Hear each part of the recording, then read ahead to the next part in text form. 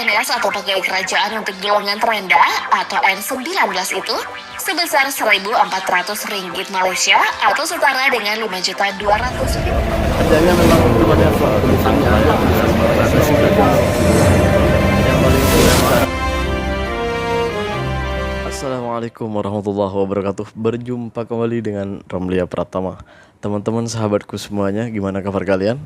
Mudah-mudahan kalian semuanya baik-baik saja beserta keluarganya di sana.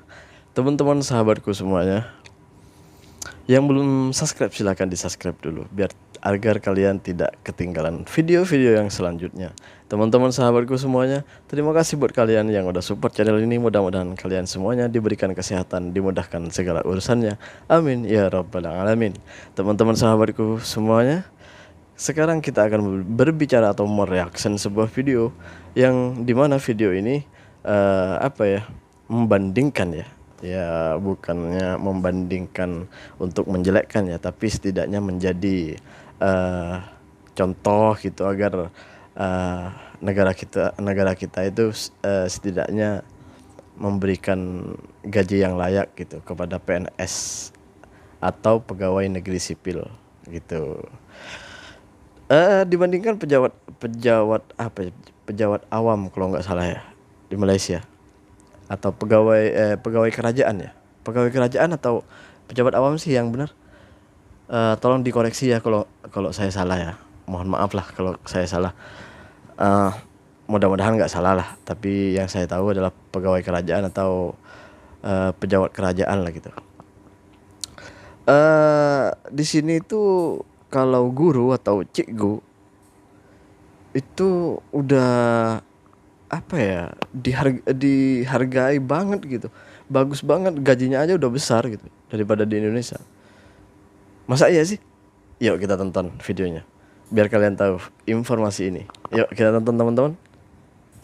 Ini dia videonya guys. Halo Bedikers. Halo juga. Indonesia dan Malaysia merupakan negara tetangga di Asia.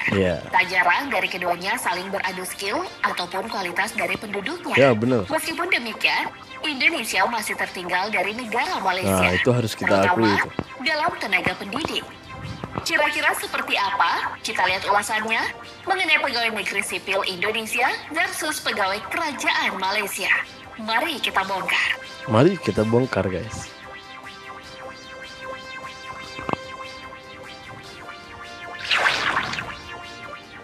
Dari data Indeks Pembangunan Manusia, negara-negara ASEAN pada tahun 2015, Indonesia menempati peringkat kelima, sedangkan Malaysia berada di peringkat ketiga setelah Brunei Darussalam dan Singapura.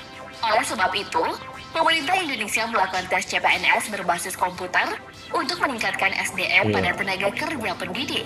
Dan di tahun 2021, pada bulan Juni lalu, pemerintah membuka pendaftaran untuk CPNS dan P3K guru maupun non-guru.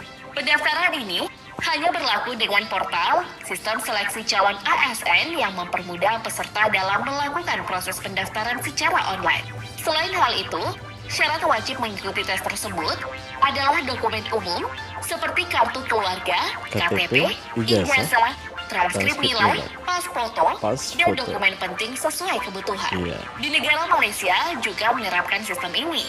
Bedanya, di tahun 2018, Perdana Menteri Malaysia Mahathir Mohamad mengatakan harus bisa menguasai bahasa Inggris karena sering menerima perintah dalam bahasa tersebut. Selain itu, ia juga mengatakan bahwa pemerintah akan meninjau kembali pendidikan kurikuler para PNS dari tingkat taman kanak-kanak sampai ke universitas. Waduh, gimana Bedikers? Beda kan dengan negara Indonesia? Beda banget. Indonesia dan Malaysia tak begitu jauh berbeda dalam pemakaian seragam pada saat dinas atau mengajar. Pada umumnya, mereka hanya menggunakan baju dinas dan batik. Tapi Bedikers, ada perbedaan seragam mereka, terkhusus untuk hari Jumat saja. PNS di Indonesia lebih sering memakai baju batik dengan variasi motif yang beragam. Sedangkan di Malaysia, pegawai kerajaannya menggunakan pakaian adat Melayu lengkap dengan tampinya atau sarung meskipun tak sama. Kira-kira seragam mana yang menurut kamu lebih menarik? Kedua-duanya bagus sih.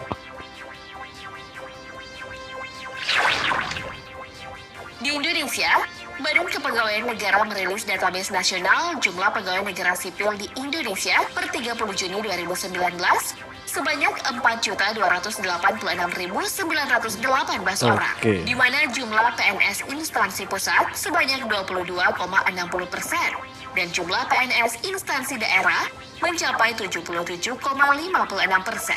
Sementara itu, jumlah PNS terbanyak di kelompok 51 hingga 55 tahun, disusul dengan kelompok usia 46 hingga 50 tahun. Berarti ya Bedigers, dalam kurun beberapa tahun ke depan, PNS di Indonesia akan mengalami kesenjangan. Karena mereka akan mencapai batas usia pensiun. Sedangkan di Malaysia, jumlah instansi PNS atau pegawai kerajaan sebesar 4,2 juta orang pada tahun 2015. Dari total penduduk sekitar 22 juta hingga 23 juta jiwa. Tapi di tahun 2016, penduduk negeri jiran ini sudah mencapai 31,19 juta jiwa. Hal ini tak baik dong bagi negara Indonesia karena jumlah PNS dan penduduk maupun siswa tak merata. Jumlah instansi PNS-nya saja di tahun 2019 sebanyak 4.286.918 orang. Sedangkan jumlah penduduknya saja sebesar 270,6 juta jiwa. Jadi negara Indonesia masih kekurangan jumlah PNS sebab penduduknya banyak. Beda dengan Malaysia yang memiliki pegawai kerajaan yang memadai dengan penduduk yang kurang. Dalam menjalankan tugasnya, pegawai di Indonesia pasti diberi gaji plus bonus atau yang biasa disebut tunjangan. Nah, di Indonesia, PNS memiliki gaji atau pendapatan sangat bervariatif. Untuk tahun 2021 ini, besaran gaji PNS masih diatur oleh peraturan pemerintah atau PP nomor 15 tahun 2019. Di mana golongan terendah tercatat Rp1.560.800 hingga tertinggi Rp5.901.200. Besaran gaji ini belum termasuk tunjangan yang diberikan. Nah, tunjangan yang didapatkan PNS di Indonesia juga bervariasi. Untuk tunjangan kinerja jabatan ke-27 ini sebesar Rp117.375 dan untuk jabatan 4, Rp5.361.800.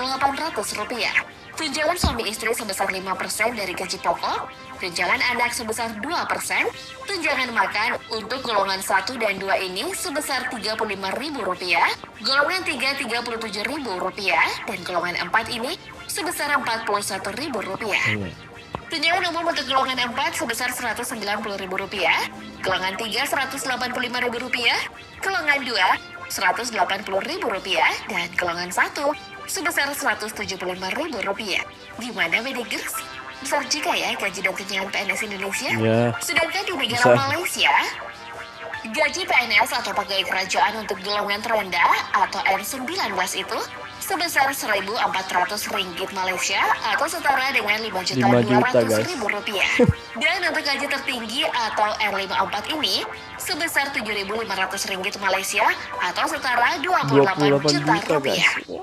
Selain itu, pegawai kerajaan Malaysia juga mendapatkan tunjangan yang lainnya, seperti tunjangan perumahan Rp180 Malaysia atau setara Rp613.237.000.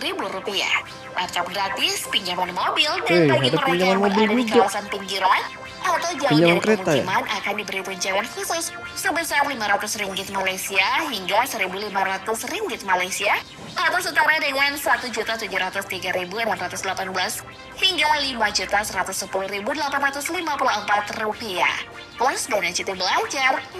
Enak ya Bedigers? Enak loh. Kalau tadi gaji semasa jadi PNS, sekarang gaji pensiunannya. Setiap bulan pensiunan PNS mendapatkan gaji berupa pensiun pokok. Selain mendapatkan uang pensiun PNS pokok, ASN Purnabakti juga mendapatkan penerimaan lainnya berupa tunjangan keluarga dan tunjangan pangan per bulannya. Untuk PNS golongan 1, antara 1,5 hingga 2 juta rupiah. Lalu PNS golongan 2, antara 1,5 hingga 2,8 juta rupiah. Kemudian PNS golongan 3, antara 1,5 hingga 3,5 juta rupiah. Dan PNS golongan 4, antara 1,5 hingga 4,4 juta rupiah. Untuk batas usia pensiun bagi pegawai instruktur adalah 58 tahun, 60 tahun, 65 tahun berdasarkan jabatan masing-masing. Sedangkan di Malaysia, menurut kajian yang dipublikasikan oleh ASEAN Development Bank, Malaysia merupakan salah satu negara yang ada di kawasan Asia Tenggara yang menganut sistem Defined Benefits. Oke. Di dalam kajian ini, ADB menyebut bahwa jumlah PNS di Malaysia pada 2008 mencapai 1,24 juta jiwa orang atau setara dengan 11% dari total tenaga kerja dan 4% dari total populasi. Total pensiunan PNS pada 2008 mencapai 0,53 juta jiwa dengan ongkos pensiun mencapai 8,1 miliar ringgit Malaysia. Tak cuma itu saja, pemerintah Malaysia baru saja mengumumkan kajian untuk menaikkan usia pensiun dari 60 menjadi 65 tahun. Kajian ini dimungkinkan untuk dimasukkan ke dalam anggaran pendapatan dan belanja negara atau APBN tahun 2020. Yang berarti pensiunan PNS Indonesia dan pegawai kerajaan Malaysia tak jauh berbeda. Iya. Tapi beda banget. Oke guys, itu tadi video yang kita reaction membandingkan gaji di Malaysia dan gaji di Indonesia. Itu guru ya, PNS itu terdiri dari guru juga seperti di aliansi pemerintahan yang lain itu termasuk PNS. Tapi yang perlu kita bahas sekarang itu gini loh, di Indonesia itu mau masuk PNS itu susah banget kalau kita nggak punya katanya orang dalam lah gitu. Kadang punya orang dalam pun kalau orang dalamnya itu nggak seberapa pengaruh di aliansi tersebut, mau masuk itu susah gitu. Bahkan konon katanya ini pengalaman teman-teman saya yang masuk PNS itu, mau masuk aja harus pakai duit kalau mau lolos, mau banyak duit. Nah, ada saudaraku, dia mau masuk PNS, saya nggak sebutin PNS apa. Dia itu suruh bayar sekitar 30 jutaan lah untuk masuk. Dan saya punya rekamannya, dan yang pegawai yang minta uang itu sekarang udah diproses di KPK guys. Udah dilaporin lah, karena saudaraku tuh ada videonya gitu di Jember, di Semboro gitu. Udah diadili lah, udah dipenjara. Ya itu kelemahan kita gitu. Udahlah mau masuk susah, dimintain uang lagi gitu. Itu penyebabnya kenapa banyak PNS kita itu pungli atau rasuah gitu. Ya karena masuk aja pakai uang, setidaknya ya harus balik modal dong, mengembalikan uang yang sudah dikeluarkan gitu, dengan cara ya rasuah kalau mau cepat gitu. Karena kalau ikut gaji ya gajinya murah, lama kita mengembalikan gitu. Kadang gajinya aja udah nggak cukup untuk kebutuhan sehari-hari. Kalau kita punya anak dan misalnya suami kita atau istri kita nggak kerja gitu, dan suaminya hanya kerja PNS, rasa-rasanya kalau PNS yang paling bawah itu nggak cukup rasanya. Harus ada alternatif lainnya, atau ya membuat sampingan lainnya gitu, pekerjaan lainnya gitu. Karena gajinya kecil guys gitu, nggak seperti di Malaysia gitu. Oke teman-teman, mudah-mudahan ini video menambah wawasan kita, menambah pengetahuan kita, dan mudah-mudahan ke depan Indonesia lebih peka lagi lah kepada kebutuhan masyarakatnya. Kita itu bukan nggak kaya loh, kita itu kaya loh. Indonesia itu negara kaya sebenarnya, hanya masih belum ada orang-orang yang tepat lah untuk mengelola SDM kita atau mengelola kekayaan kita gitu. Mudah-mudahan ke depan kita bisa mendapatkan pemimpin yang bisa benar-benar mengelola kekayaan alam Indonesia dengan baik gitu. agar Indonesia setidaknya setara dengan Malaysia. Terima kasih buat teman-teman semuanya. Assalamualaikum warahmatullahi wabarakatuh. Jangan lupa sholawat guys.